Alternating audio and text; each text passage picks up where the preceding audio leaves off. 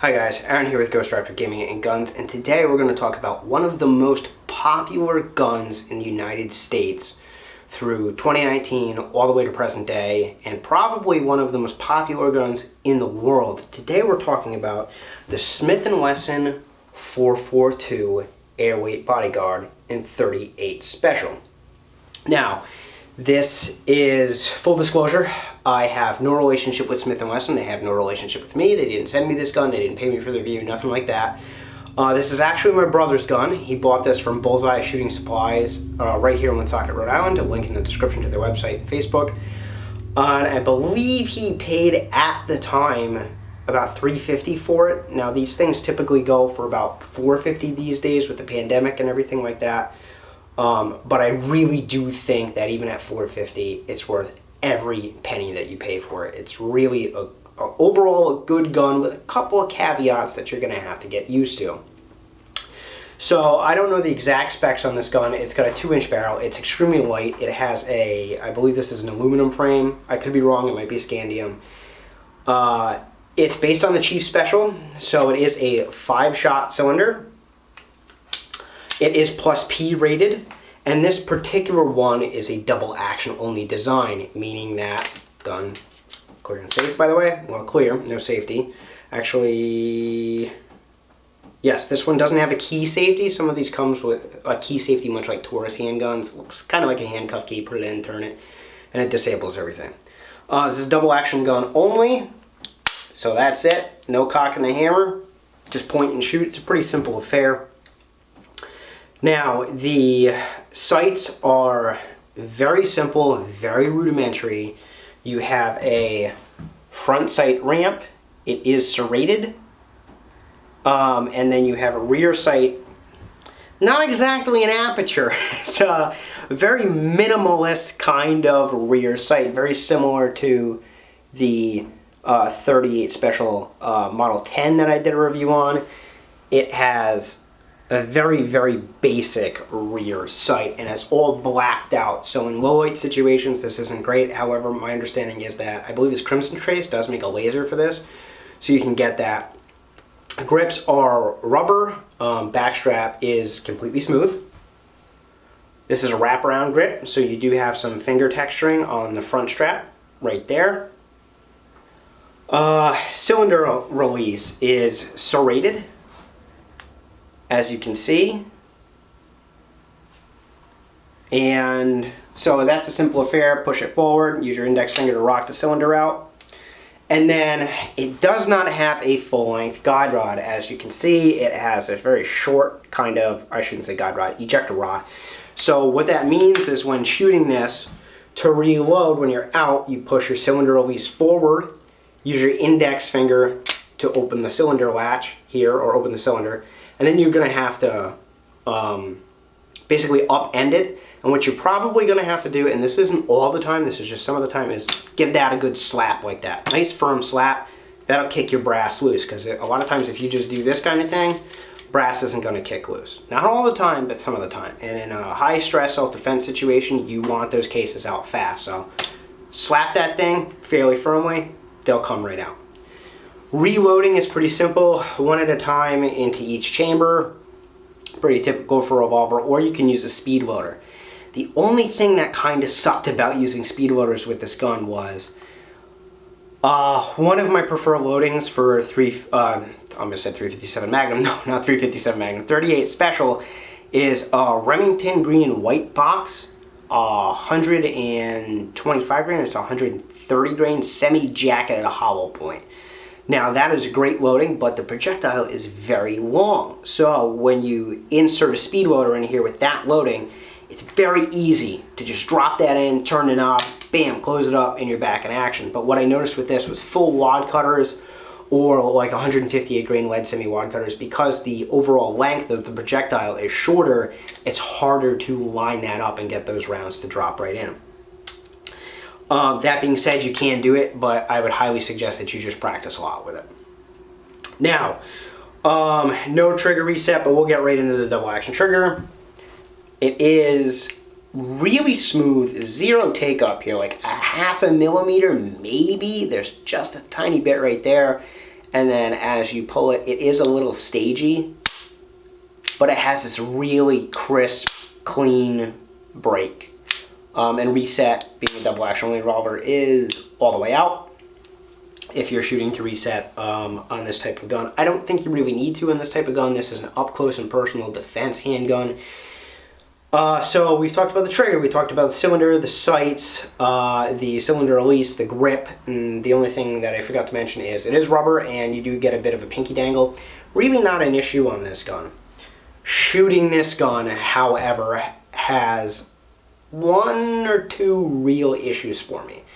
Now, this gun has thousands of rounds through it, quite literally, and there hasn't been a single failure to fire, no issues whatsoever with this gun. But this gun being so light and then being a 38 Special Plus P, it's spicy. She's spicy. So when you shoot this gun, if you're shooting, say, like a standard pressure 38 Special 125 grain kind of round, yeah, it kicks a little bit. When you start shooting plus P's through this thing, or particularly heavy loadings, like a 158 grain jacketed hollow point plus P round, this thing snaps. And with standard rounds, if you're practicing, you're gonna shoot, I wanna say about 25 rounds before you're like, yep, I got my practice in for today. I think I'm all set shooting it. If you shoot something really heavy like this 158 plus P's, you're probably going to get through about 15 rounds and you're going to be like, yep, I'm still on target. I think I'm done for the day. Because this gun, while it's very reliable and while it's decently accuracy, and the accuracy department, we'll get into that in a minute, is very snappy and it's not super fun to shoot. Now, if you go with a much lighter loading, like I think there's those frangible ARX rounds, I think is what they are. They're like 65 grains, and you can get those in a plus P variety. It's going to be much different. Obviously, there's going to be a lot less recoil. So you really have to be careful with what loads you choose. Personally, I really like 158 grain jacketed hollow point, but I wouldn't recommend shooting a ton through this gun in that loading. I'd probably stick with the 125 grain jacketed hollow point plus P, and really that's about it. The only thing that I really noted about this gun that I didn't like, and this is just me, it's completely subjective, it probably won't happen to you, but I like to put this information out there just in case it does. When shooting this gun, I have a very modern kind of high grip, and so my thumb likes to rest right against that little bottom corner right there on that cylinder release. So when this gun recoils, it was snapping up pretty hard, and it opened my thumb up once or twice. Not like a lot, just a scrape or small cut, but it stings a little bit. So if you can modify your grip not to be like that, have a slightly lower grip like this, and then shoot, you should be okay. But if you're used to a more modern gun and you have a very high grip like I do, that's going to be an issue. Now the trigger breaks at 8 or 9 pounds, but it is very smooth, so you do need to have some serious trigger control with this thing. You can't just do this kind of thing and expect to hit anything, especially with that short barrel and a lot of recoil. So with a little mastery on the trigger, you can do quite good. So let's just get into accuracy on this one. This is me. 7-yard standing, 158 grain lead round nose, hand loads from Bullseye Shooting Supplies. And as you can see, what I was talking about, you really, really need to have your trigger control down to a science. So here's me, like those 2 rounds are good, but then that bottom one is way down here, like 3.5 inches away. Right here, that's not bad, that's about a 2-inch groove. Here's about a 2.5-inch groove. And then again, this is me not practicing good trigger control. So this gun is really probably capable of about a 2-inch group at 7-yard standing.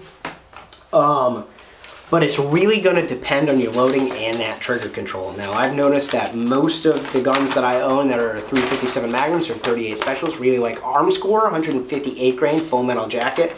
That round is like super, super accurate, but you really just gotta practice. I can't, you know, iterate that enough times or reiterate that enough times with this particular gun. You really need to practice, because as you can see, if you don't practice a lot, these are my hand loads, 158 grain lead semi-wad cutters. As you can see, they have a tendency to just fly around a little bit. Again, maybe that's me, maybe I haven't quite honed in my hand loads, maybe that's trigger control on my part, but I think a lot of times you can see about a 2-inch group with this gun. You just gotta be really careful with it. And I'll just show you one more.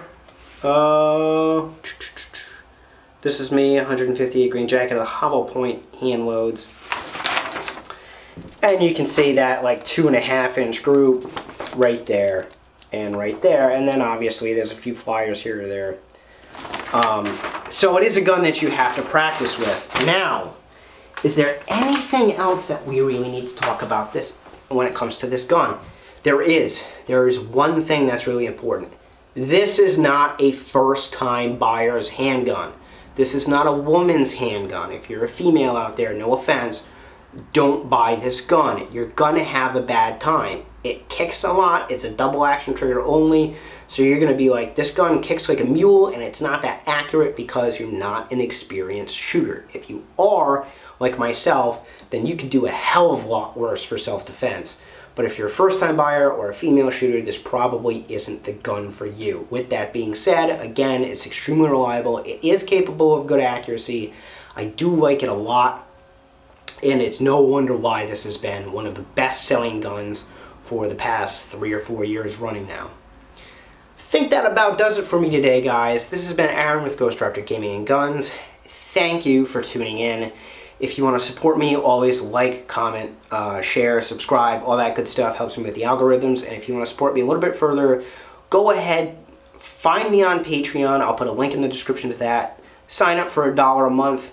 Not only does it really help me with ammo costs and things like that, but it'll also get you access to the Q&A sessions I do. I try to do them every couple months. You get to submit questions to me on Patreon, and you'll get the answer from me in a video made exclusively for you guys. So thank you for your support, and you guys have a good day, okay?